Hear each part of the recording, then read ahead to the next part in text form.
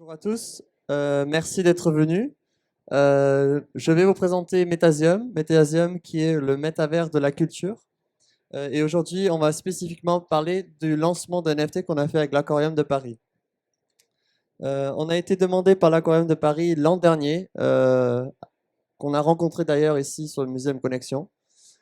Et leur question était comment ils peuvent garder le cap d'innovation, sachant qu'ils sont l'aquarium public le plus ancien au monde depuis 1867, pendant la deuxième exposition mondiale. Et du coup, ici présent avec moi aujourd'hui, pas Alexis malheureusement, qui est au Japon, aussi pour un aquarium j'imagine. Du coup, ici avec moi aujourd'hui, Étienne Bourgoin. Bonjour. Euh, et avant qu'on commence sur le sujet vraiment de NFT de l'Aquarium de Paris, je voulais juste vous parler un peu plus sur Metasium. Donc, Metasium, on voudrait aider les institutions à garder, donc, à rester innovatifs et à pouvoir inspirer les jeunes à revenir au musée. On voit qu'il y a un déclin de visites, surtout pour les jeunes. Et on veut justement les inspirer à se promener dans un métavers, s'amuser, pour ensuite, quand ils sont un peu plus âgés, de vouloir aller à ce musée qu'ils ont eu l'expérience de vivre juste avant. Donc voilà, nous proposons un métavers qui regroupe tous les musées au monde. Euh, Bien sûr, c'est pas quelque chose qu'on fait en un jour, parce que nous sommes un métavers complètement authentifié, c'est-à-dire que nous ne publions rien sans les contrats, sans l'accord, et vraiment c'est une collaboration avec le musée ou l'institution culturelle, et qui va donner justement accès à tous les visiteurs au monde. J'ai ramené des petites images, j'ai l'impression que c'est... Ouais. Euh, Ça ressemble un peu à ça. C'est pas complètement, mais c'est en construction.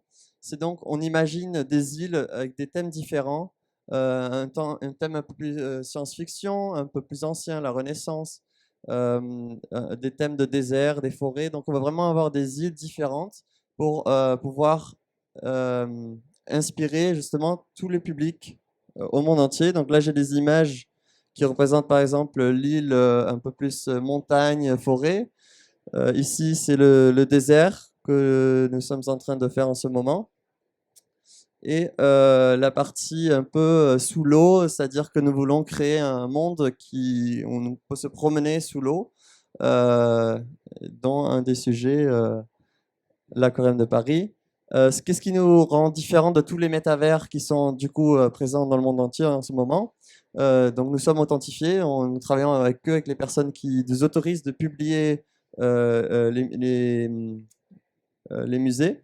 Et ensuite, nous créons un système qui permet d'interagir. C'est-à-dire qu'au lieu de juste marcher dans un espace 3D traditionnel qui existe aujourd'hui, on peut parler avec des gens, on peut bouger des choses, il y a un effet de changement qui n'est pas présent aujourd'hui dans tout ce qui est les mondes virtuels. Et nous avons un système Learn to Earn. Bon, là, c'est un peu la partie crypto qui peut-être la plupart des gens sont un peu skeptical. Euh, mais c'est justement pour les jeunes, pour les insister à apprendre de plus en plus sur ces cultures. Et nous les donnons des genres de tokens en tant que reward qu'ils puissent ensuite utiliser pour les museum shops ou pour changer leur avatar, par exemple. Donc voilà, donc maintenant nous allons passer sur le cas spécifiquement de l'Aquarium de Paris. Euh, Comme j'ai déjà dit avant, on l'avait rencontré ici l'an dernier et la question c'était vraiment comment ils pourraient faire un métavers ou quelque chose comme ça. Et on leur a dit c'est bien de faire un métavers, mais on l'a vu avec l'Europe, avec le gouvernement européen, qu'ils ont lancé un espace métavers où personne n'est venu. 8 personnes, je crois, et ils ont payé 395 1000 euros. Donc c'est super cher. On a fait des études, on a vu qu'en fait, si on lance un métavers comme ça, il faut être entendu. C'est très très difficile en ce moment d'être entendu, de comment il faut regrouper cette communauté. Justement, c'est sur ça qu'on a voulu travailler. C'est la communauté. Parce que nous croyons que la communauté, bon, je reviens un peu plus tard, Donc c'est justement ça, on leur dit, bon, ce serait bien de commencer avec une collection NFT, de justement regrouper toutes ces personnes du Web3 qui sont intéressées par tout ce qui est des nouvelles technologies et innovations. Donc nous avons créé la première collection NFT scientifiquement prouvée, c'est-à-dire que dans toutes les données des NFT, nous avons mis énormément de données scientifiques. Dans lequel je voulais un peu parler. Ouais. Donc là, ouais, on a tout fait en 3D, donc tout a été fait en 3D. Et je voulais savoir, Étienne, comment c'était pour toi de travailler avec l'équipe Metaseum et justement de voir que ces méduses qui sont passées des espèces vivantes à des objets voilà, complètement en 3D. C'était comment pour toi? Très dur, c'était très très dur. Alors moi je suis biologiste marin à l'origine, donc c'est pas du tout mon domaine. Je suis spécialisé dans les méduses depuis à peu près 10 ans. Et c'était très compliqué de traduire un peu tous les aspects, toutes les spécificités des animaux dans quelque chose de fixe, d'immuable et de numérique. Donc nous, on a travaillé beaucoup avec les trois biologistes qui travaillent avec moi à l'aquarium sur les méduses pour trouver chaque caractéristique de chaque espèce, les retranscrire avec les designers et les graphistes, et puis essayer je sais pas, de donner quand même envie aux gens d'acheter ces NFT, mais surtout de comprendre derrière ce qu'il y a. Et voilà, c'était un gros travail pour nous à l'Aquarium de Paris. Ouais. C'est un projet on a fait un workshop, donc on est venu à l'aquarium éduquer toute l'équipe pour comprendre c'est quoi le Web3, c'est quoi les NFT, c'est quoi le métavers, parce que bon, on sait que c'est assez nouveau et puis il faut, surtout dans une collaboration, il faut qu'on se comprenne tous. Euh, et c'est là qu'on avait commencé le sujet, que ça a été commencé en juillet, je crois. Donc de juillet, après on a commencé les modélisations en septembre. Ouais. Donc en 3 mois avec 2 artistes et avec ton équipe, avec votre équipe de l'aquarium, de réaliser ces objets en 3D, c'était assez fascinant. Et nous avons aussi créé des NFT sur base de l'intelligence artificielle. Et justement, j'ai une question un peu, en tant que biologiste, je ne sais pas si tu es complètement d'accord, mais on a découvert à peu près que 5% de tous les océans au monde des espèces. Euh, et il y a toute une partie qu'on n'a pas explorée encore. Est-ce que tu penses que c'est possible que l'intelligence artificielle pourrait justement créer une espèce qui peut-être est vivante, mais qu'on n'a pas découvert encore? Déjà, tu dis 5%, c'est même moins, c'est même 2%.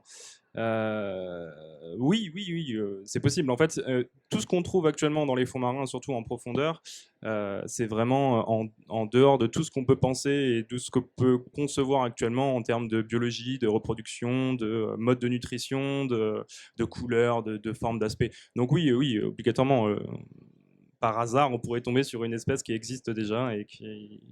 Oui, c'est possible. Celle-là, elle est assez fascinante quand même. Une méduse qui est très large et beaucoup de tentacules. Je ne suis Mm. pas très sûr où est-ce que ça se connecte, mais Ouais, c'est assez fascinant quand même de j'y voir. crois, j'y crois moyen quand même, mais ça serait possible. Ouais. Donc là, on vous a montré un peu comment, à quoi ça ressemble. C'est toujours bien de montrer les jolies images, mais c'est bien de montrer qu'est-ce qui se passe en fait derrière tout ça. Donc nous avons des images de la méduse et ensuite nous la reproduisons donc complètement en 3D, mais également l'environnement. C'est-à-dire que l'environnement qui est derrière avec les cailloux, les pierres, l'eau, le reflet, le soleil, euh, tout a été fait. On a fait à peu près 60 espèces avec 25 fonds marins différents. Donc voilà, on voulait vous montrer un peu à quoi ça ressemble de créer cette méduse. Euh, hop, voilà. Et là, c'est la comparaison entre deux méduses. Quelle méduse nous voyons ici, Étienne? Là, c'est Catostylus mosaicus, bah, la méduse mosaïque, qui est une méduse qui vit en Indonésie, Philippines, Thaïlande, et qui est très populaire à l'Aquarium de Paris, parce que c'est magnifique quand ça bouge, ça fait un très joli balai. On en a à peu près 500 en ce moment à l'Aquarium, et c'est vrai que celle-ci est très sympa. Donc voilà, c'est assez intéressant de voir la comparaison entre les deux, entre le 3D et le réel. Donc voilà, j'ai mis quelques modèles ici que nous avons fait avec quelques images d'intelligence artificielle. Et qu'est-ce que tu trouves est le plus fascinant à ces méduses, justement, qu'on a pu, quelque chose qu'on veut traduire, justement, dans ces NFT? Alors, on a essayé d'inscrire un maximum de caractères dans la blockchain des NFT pour qu'elle soit vraiment scientifiquement valable et qu'on puisse apprendre un maximum de choses en achetant une NFT. Vraiment, quand on l'a, on a toutes les informations possibles sur cette espèce. Mais après, il y a plein de caractères. Il y a des méduses qui sont capables de régénérer leur tissu et d'être immortelles. Donc, d'ailleurs, il y a une méduse qui s'appelle la méduse immortelle. Et puis là, la méduse qu'on a en photo, c'est une méduse assez intéressante qu'on trouve même en Méditerranée, parce qu'elle remonte le canal de Suez de temps en temps. Et c'est une méduse qui fait de l'agriculture. Donc dans sa tête, dans son chapeau, là, ce qu'on appelle l'ombrelle, il y a des cellules extérieures. Donc c'est des microalgues qui vivent à l'intérieur de ces tissus et qui sont cultivées par la méduse.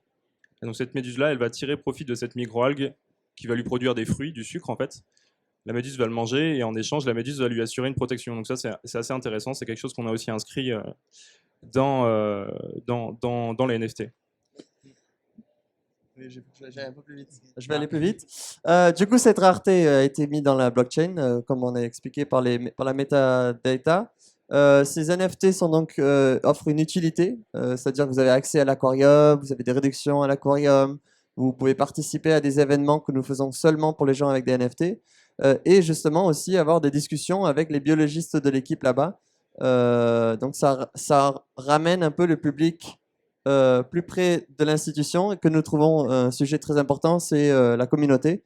Parce que nous croyons que la communauté, justement, c'est avoir une relation avec vos clients.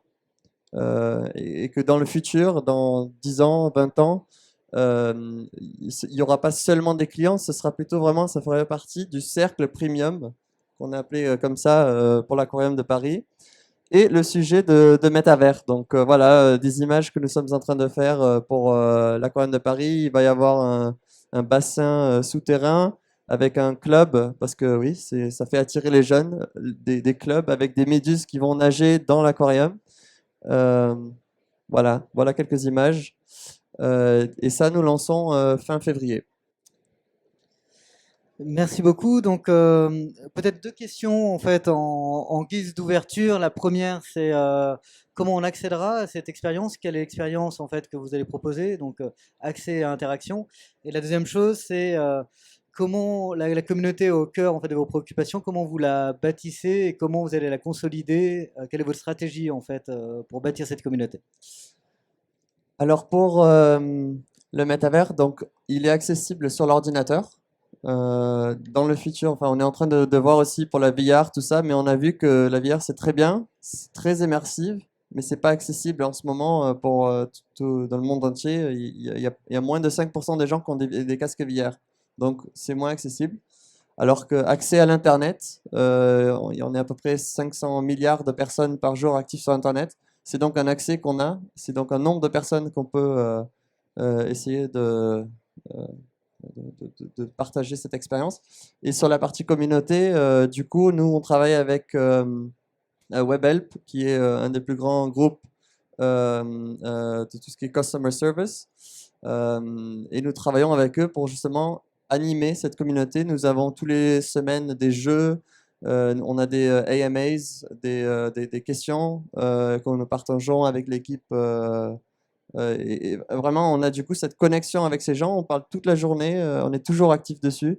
On est le plus actif entre 11h et 1h du jour et de 4h en fin de journée. Donc, c'est surtout les moments où les gens rentrent du travail, par exemple, ou de l'école, et ils ont la possibilité d'être sur cette communauté. Voilà, donc on joue à des jeux, on partage. C'est vraiment cet aspect communautaire. Et ça sera accessible sur le site de l'aquarium? Oui, vous pouvez tout trouver à travers le site de l'Aquarium de Paris ou sur le site Metaseum. Il y a la partie Aquarium de Paris. Il y a écrit qu'est-ce qu'on fait avec la collection, on la change. Pour les gens qui ne sont pas sur Discord, toutes ces Twitter, tout ça, juste vous inscrire à la newsletter. À chaque fois qu'on fait un update ou un announcement, ça ira là-bas aussi. Eh bien, écoutez, merci beaucoup. Donc, on a hâte d'être en février pour découvrir tout ça.